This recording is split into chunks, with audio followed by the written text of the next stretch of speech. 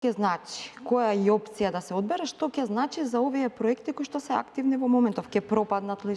Како ќе... Не, нормално дека активните корисници, активните проекти нема да пропаднат, затоа што тие се активни, тие се веќе потпишани договори, државата превзела обврска во однос на нив и точно е не беа исплаќени во текот на 2024 голем дел од компаниите, затоа што реално имавме многу мал после ребалансот, затоа што во глобалот државата немаше никакви финансии, немавме ни средства за исплаќање, ни за тековните обврски да ги исплаќаме, а не па за нешто експлицитно.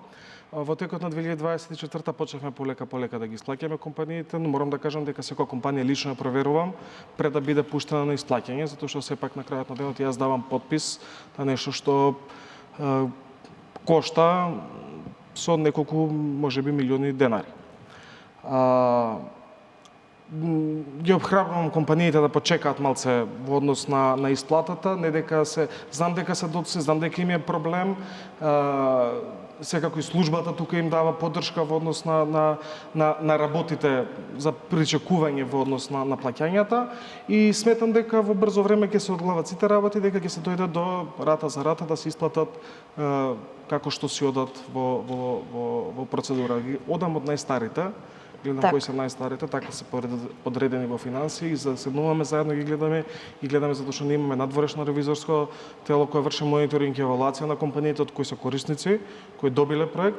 Ја ги читам нивните извештаи, ги проверуваме компаниите уште еднашка детално и тогаш се одлучува за плаќање. Морам да напоменам дека и